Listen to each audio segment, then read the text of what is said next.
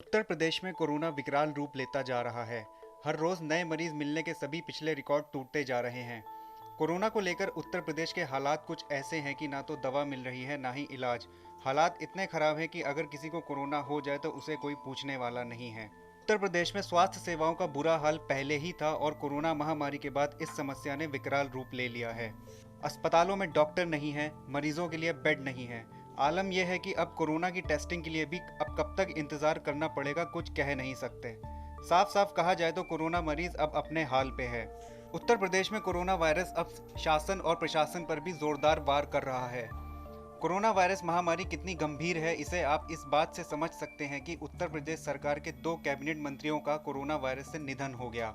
उत्तर प्रदेश के कैबिनेट मंत्री और पूर्व क्रिकेटर चेतन चौहान और उत्तर प्रदेश कैबिनेट में मंत्री और कानपुर से घाटमपुर की विधायक कमल रानी वरुण, ये वो 2 बड़े नाम हैं जिनकी कोरोना से मौत पर उत्तर प्रदेश सरकार पर सवाल उठ रहे हैं और इसके बावजूद सब कुछ ठीक ठाक बताया जा रहा है।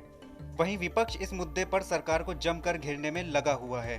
पूरे मामले को अगर शुरू से देखा जाए तो उत्तर प्रदेश सरकार और केंद्र की सरकार ने कोरोना को बहुत हल्के में लिया और बेहद गंभीरता विहीन तरीके से इससे लड़ने की योजना बनाई। आप सोचिए कि 11 लोगों की योगी जी की टीम है जिसमें एक भी स्वास्थ्य विशेषज्ञ नहीं है।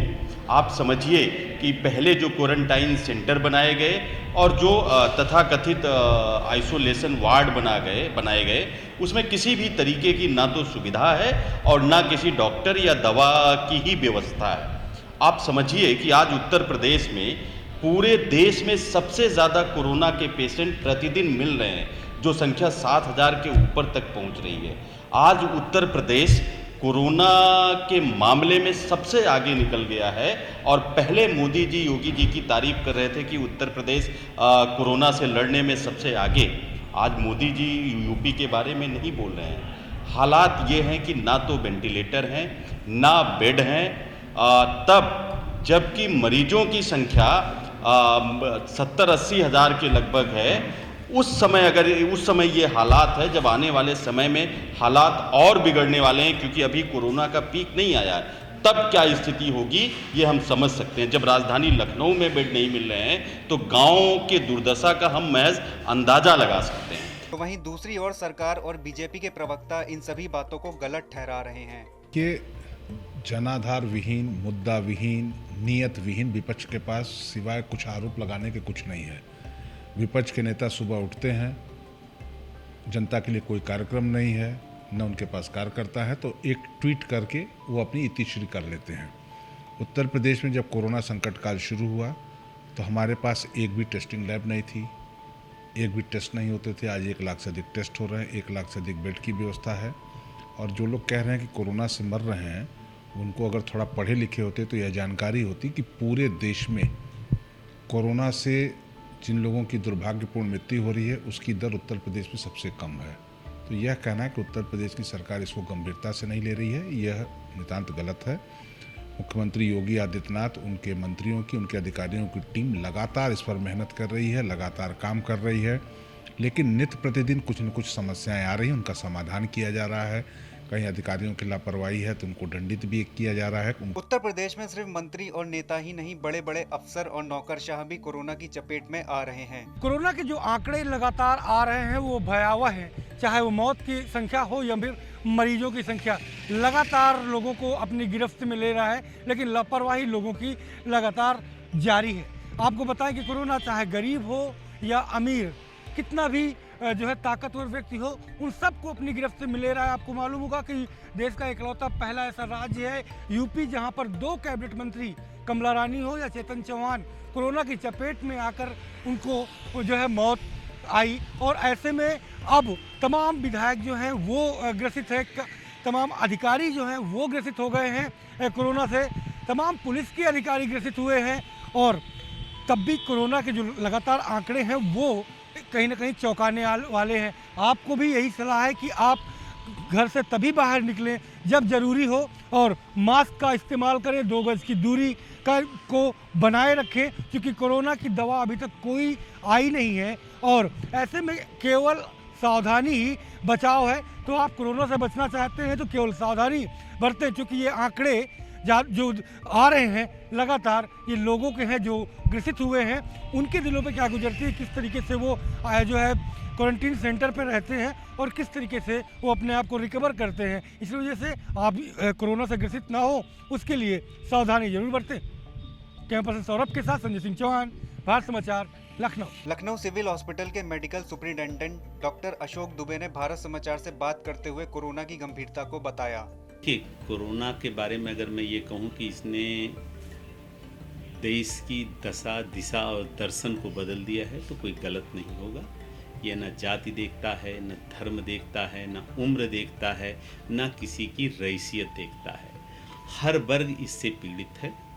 और जहाँ तक मेरा अपना व्यक्तिगत अनुभव है कोरोना के काम करते हुए, कोरोना के मरीजों को देखते हुए, इसके बारे में मैं इतना ही सलाह आपके चैनल के माध्यम से सभी लोगों को देना चाहूँगा कि अभी तक कोरोना की कोई दवा नहीं बनी है, कोई वैक्सीन नहीं है।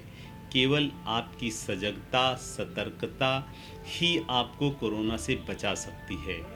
इस बारे में मैं पुनः वही पुरानी चीज़ें दोहराऊंगा कि जब बहुत ही आवश्यक कार्य हो तब घर से बाहर निकलें, और जब घर से बाहर निकलें तो अपने चेहरे पर मास्क लगाए रखें, इसको गले में लटका के न रखें। दूसरा, आपस में कम से कम 1 मीटर की दूरी बना करके रखें और अपने हाथ को समय समय पर सैनिटाइज करते रहें। अनावश्यक रूप से किसी भी बाहरी वस्तुओं को न छुएं। प्रयास ये करें कि अपने हाथ अपने जेब के अंदर ही रखें। अपने हाथ से अपने चेहरे, अपनी नाक, अपनी मुंह, अपनी आँख को अनावश्यक रूप से समय समय पर न छुएं। इसके साथ ही साथ मैं भी कहूँगा कि कोरोना के काल में अनावश्यक भ्रांतियों को न पड़ें, अनावश्यक रूप से किसी चीज़ का न करें कि जिससे कि लोग आपको इसमें गुमराह कर सकें। सिर्फ घर से बाहर न निकलें, मास्क लगाएं और सोशल डिस्टेंसिंग का करें। एक सीधा सा फार्मूला मैं बताता हूं, वो है SMS का, सोशल डिस्टेंसिंग, मास्क और सैनिटाइजेशन। इसके अलावा कोई नहीं है।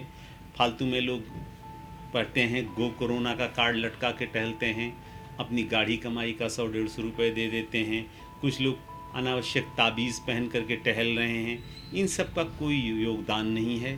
केवल भारत सरकार की या ICMR की द्वारा जारी गाइडलाइंस का पालन करें और निश्चित रूप से आप कोरोना से बचे रहेंगे। जब आपके दिमाग में हमेशा ये बना रहेगा कि कोरोना नाम का मर्ज अभी ठीक नहीं हुआ, लॉकडाउन खुला ज़रूर है लेकिन कोरोना नहीं ख़त्म हुआ है, तो निश्चित रूप से आप बचे रहेंगे। जिस दिन आप अपनी सावधानी से इसमें नहीं करेंगे उस दिन से आप पुनः संक्रमित हो जाएंगे। एक चीज़ और आपके चैनल के माध्यम से मैं कहूँगा कि जैसे आजकल सरकार ने जो है होम आइसोलेशन की परमिशन दी है, तो होम आइसोलेशन में भी आप जो है बिल्कुल सजग सतर्क रहिए। मरीज़ और मरीज़ के तीमारदार सदैव मास्क लगाए रखें, और जो मरीज़ हो उसका कमरा बिल्कुल सेपरेट होना चाहिए। उसके किसी भी वस्त्र, बर्तन, बिस्तर को किसी को शेयर करने का कोई अधिकार नहीं होना चाहिए, और जो है कि उसका जो है टॉयलेट सेपरेट होना चाहिए, कि अन्यथा पूरे परिवार में संक्रमण फैलने का खतरा बना रहता है। कोरोना की वैक्सीन अभी तक नहीं बन पाई है। इस पर भारत समेत दुनिया के सभी वैज्ञानिक शोध करने में लगे हुए हैं। ऐसे में अगर कोरोना से बचना है तो भलाई इसी में है कि सोशल डिस्टेंसिंग का पालन करें और अपने चेहरे को मास्क या किसी भी कपड़े से ढक कर रखें। साथ ही साथ अपने हाथों की सफाई करते रहें और हैंड सैनिटाइजर का इस्तेमाल ज़रूर करें। इस बात को मान लें कि सामने वाले व्यक्ति को कोरोना है और दूरी बनाए रखें, तभी हम और आप इस महामारी से बच सकते हैं।